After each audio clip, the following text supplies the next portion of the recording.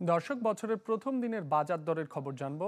রাজধানীর মহাখালী কাঁচা বাজার থেকে যুক্ত হচ্ছেন রাকিব আল জাবেদ। রাকিব, বছরের প্রথম দিনে ক্রেতাদের জন্য কোনো সুখবর আছে কিনা, আর ক্রেতা বিক্রেতারা কি বলছেন?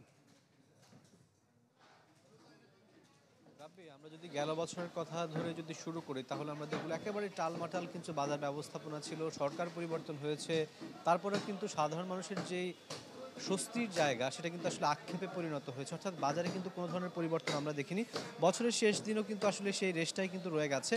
কয়েকটি পণ্য বাদে বিশেষ করে শীতকালীন যে সবজিগুলো রয়েছে সেগুলো সাধারণ মানুষের হাতের নাগালে কিন্তু চলে এসছে। 40-50 টাকার মধ্যে কিন্তু অধিকাংশ সবজি বিক্রি হচ্ছে।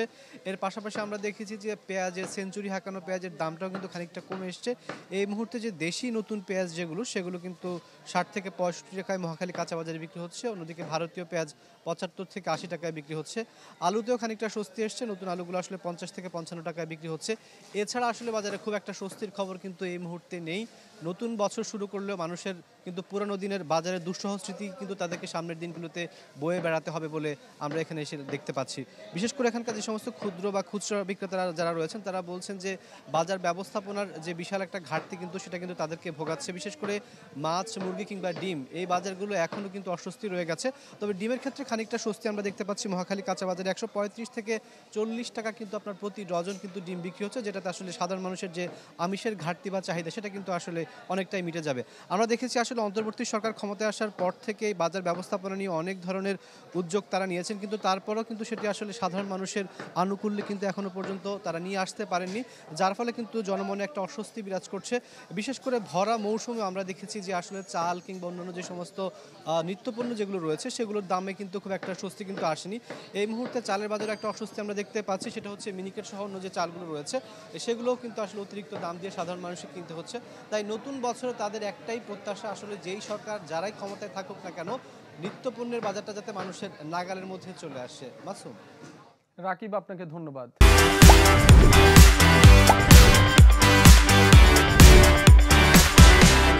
এবার ঢাকার বাইরের খবর জানতে চাই, চলে যাচ্ছি নীলফামারীতে সহকর্মী রায়হান সবুক্তিগিনের কাছে। রায়হান।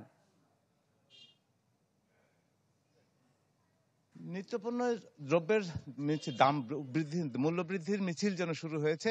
চিনি ছাড়া আসলে এমন কোনো নিত্যপণ্য আমি বাজারে ঘুরে ঘুরে দেখলাম যে চিনি ছাড়া এমন কোনো দ্রব্য নেই যেটার দাম বাড়েনি। চাল থেকে শুরু করে ডাল, মশলা, গরু দুধ সবকিছুর দাম বেড়েছে। আমি এই মুহূর্তে রয়েছি নীলফামারী ডোমারে একটি চালের বাজারের দোকানে, চালের যে আড়ত রয়েছে সেখানে রয়েছি। সেখানে দেখা যাচ্ছে যে মোটা চালের দাম সেরকম করে বাড়েনি, কিন্তু মাঝারি এবং চিকন যে চাল তার প্রত্যেকটার দাম কিন্তু প্রতি প্রকারের দাম কিন্তু 1 থেকে 3 টাকা পর্যন্ত বেড়ে গিয়েছে। এটার একটা প্রভাব পড়েছে মানুষের উপরে।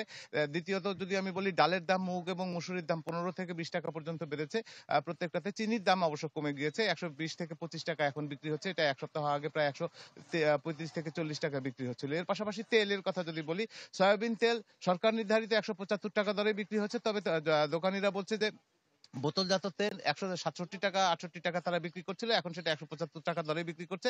তেলের সরবরাহ অনেক কম এবং এই সুযোগে খোলা তেলের দাম কিন্তু অনেক বেড়ে গেছে। এটা 185 টাকা থেকে 175 টাকা থেকে 190 টাকা পর্যন্ত বিক্রি হচ্ছে। এর পাশাপাশি ডালের কথা যদি আমি বলি, ডাল কিন্তু মুগের ডাল এবং মসুরির ডাল 140 টাকা দরে বিক্রি হচ্ছে এবং এই দামে বিক্রি হতে এটি বেড়েছে প্রায় প্রায় 10 থেকে 12 টাকা। মশলার ক্ষেত্রে ছোট ছোট মশলার যে প্যাকেট সাধারণত বিক্রি হয়, সেই মশলার প্যাকেটের ক্ষেত্রে প্রতি প্যাকেট 5 টাকা করে বেড়েছে। এর পাশাপাশি সাবান জাতীয় যে সমস্ত কম দামি যে সমস্ত সাবান রয়েছে সেই সাবানগুলোর দাম কিন্তু 5 থেকে 7 টাকা করে বেড়েছে। এই ছিল হচ্ছে নীলফামারীর বাজার দর, নিত্যপণ্যের বাজার দর। রাব্বি। রায়হান, আপনাকে ধন্যবাদ।